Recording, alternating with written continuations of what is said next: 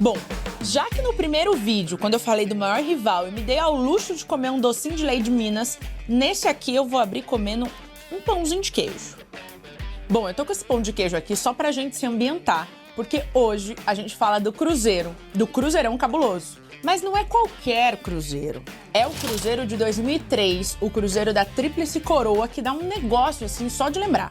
O Cruzeiro que ficou 31 jogos sem perder e era comandado pelo professor Vanderlei Luxemburgo. O Cruzeiro que papou tudo, minha gente, não teve pra ninguém não. Pão de queijo à parte, eu sou Ludmila Candal e esse é o Essa Tem História. Vamos falar do Cruzeiro então? É muito título, muita coisa aqui pra gente contar. Vamos pensar na temporada de 2003. Mas vamos lá, começando essa temporada de 2003, eles são logo de cara, assim, campeões mineiros. Invictos! Mas não foi só esse campeonato que eles ganharam invictos, mas peraí, tem muita mais coisa. Nesse campeonato mineiro foram 10 vitórias e 2 empates, um aproveitamento surreal de quase 90%. E teve goleada pra cima do rival, tá?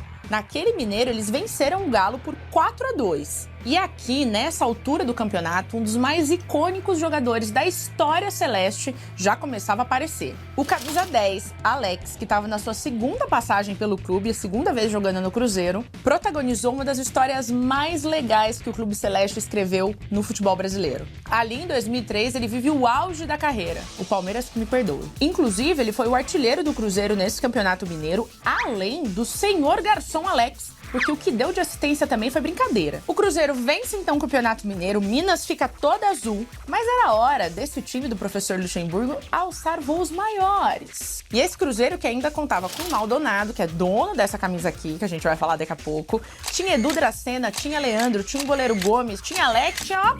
Começa então a Copa do Brasil e em paralelo o Campeonato Brasileiro.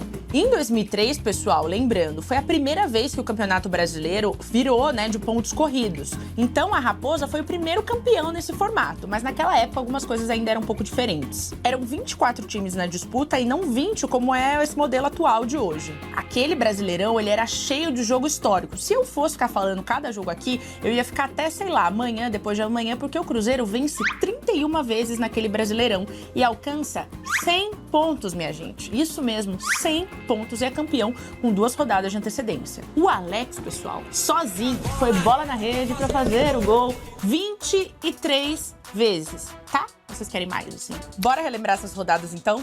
Na 8ª rodada, esse time do Luxemburgo vence o Santos lá na Vila Belmiro por 2-0. E era o Santos, daquele Santos que, tinha Robinho, Elano e tal. Veja bem, guarda o Santos que eu volto a falar dele depois. Depois disso, o Cruzeiro chega a vencer 8 jogos seguidos. Mas aí, minha gente, era tanta coisa que mais uma vez eu vou requerer o meu bom e velho papel pra me ajudar, porque olha só. Eles venceram o Corinthians por 1-0 no Pacaembu, fizeram 3-1 no Criciúma, lá em Santa Catarina, e eles superam também o Atlético Mineiro por 1-0 com gol do Mota. Mas, como nem tudo são flores ou pão de queijo, rolaram os deslizes ali também no meio do caminho. Mas esses deslizes dá aqui pra gente contar no dedo e logo depois eles embalam de novo e são campeões brasileiros com 2 rodadas de antecedência. O vice daquele ano foi o Santos. Lembra que eu falei deles no começo? Mas pro final ali, chegando perto da decisão do campeonato, esses times voltam a se encontrar, mas dessa vez no estádio do Mineirão, em Belo Horizonte. E ali naquela altura do campeonato, o Cruzeiro já era líder, o Santos era o segundo colocado, então assim, 3 pontos fazem muita diferença. E a gente começava, porque o Brasil não conhecia ainda o Brasileirão como pontos corridos, a gente começava a perceber a importância desses jogos ali, que são pontos corridos, mas tem cara de final, tem cara de mata-mata. Mas 2003 era pro cabuloso, minha gente, não tem jeito. O Aristizábal marca 2 vezes e depois o Felipe Melo, olha só, o Felipe Melo deixa mais um.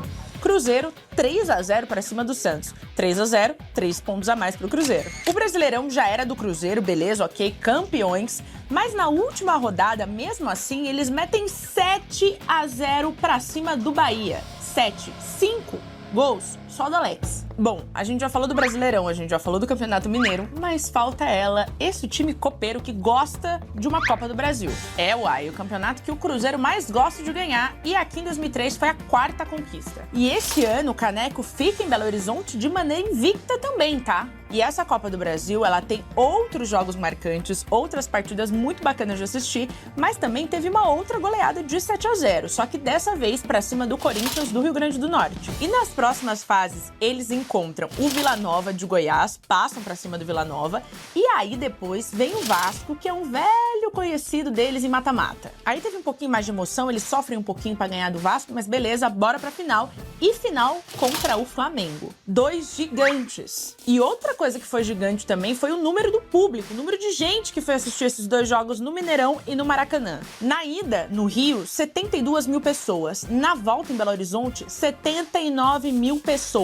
79.600 para ser mais exata. E como tem que ter emoção pra estar aqui no Essa Tem História, nesse primeiro jogo da final, lá no Rio de Janeiro, tudo empatado. 1-1, a decisão ia ficar pra BH. E aí, pobre do Flamengo, porque o que eu falei? Minas era azul. E que jogo, minha gente! Deu pra ver literalmente que esse jogo ia ser do Cruzeiro desde o primeiro minuto, porque o David abre o placar ali no comecinho. O segundo gol foi embalado e contou também com o garçom Alex, que mandou pro Aristizábal marcar o segundo. Já o terceiro e último foi o Luizão, que marcou de cabeça. Final 3-1. No segundo tempo, o Flamengo até faz um golzinho com o Fernando Baiano, mas aqui a gente não quer saber do Flamengo, a gente quer falar do Cruzeiro. 3-1, Cruzeirão cabuloso, ganha a Copa do Brasil, viciado em vencer. Cruzeiro campeão de novo, invicto, tá formado então a tríplice coroa, campeonato estadual, campeonato mineiro, campeonato brasileiro e Copa do Brasil. E o Cruzeiro é o único clube na história do Brasil que teve esse feito. Será, minha gente, que essa camisa aqui tem história? E agora a gente fala dessa belezura aqui, a azul celeste, a cor inconfundível do Cruzeiro. Nessa época, a fornecedora de material esportivo deles era a Argentina Topper, que ficou no cabuloso de 1998 até 2005. A marca fica aqui no canto esquerdo. E ela traz alguns aspectos específicos bem tradicionais da marca e dessa época, como essa listra branca aqui, de contorno nas mangas e essa gola no detalhe juntando as duas cores. O material dela é diferente também, ela tem um pano mais grosso que as outras. Do outro lado, lado direito, temos o tradicional escudo do Cruzeiro que apareceu na camisa pela primeira vez em 40 anos. Isso mesmo, 40 anos. Em cima, temos aqui as 2 Libertadores conquistadas pelo clube. E aí, no centro da camisa, tem ela, a montadora italiana Fiat, que foi a patrocinadora master dessa temporada. Atrás da camisa, o logo da Fiat vem em cima da numeração. Dentro da numeração também dá pra gente ver o símbolo da Topper estampado aqui. Essa camisa contava também com mais um parceiro, a Lousano, que é uma empresa de materiais elétricos que permaneceu no clube cerca de 2 anos. As listras brancas ainda podem ser vistas atrás. Linda, né? Ufa, acabou. Quem merecia a coroa aqui era eu, de tanto título que eu fiquei falando aqui. Mas eu já ganhei um pão de queijo, tá bom. E bom, já que a gente falou de 3 conquistas diferentes aqui, eu quero saber de você, torcedor, o que é mais legal de ganhar? A Copa do Brasil, o Campeonato Brasileiro ou o seu campeonato ali do seu estado? Me conta aqui nos comentários que eu quero saber. E se inscreve no canal, acompanha o nosso CNN Esportes em todas as plataformas digitais. E bola na trave, não altera o placar. Rafa, Pedro, valeu por emprestar essa camisa. Eu sei que ela é muito especial pra vocês. Um beijo.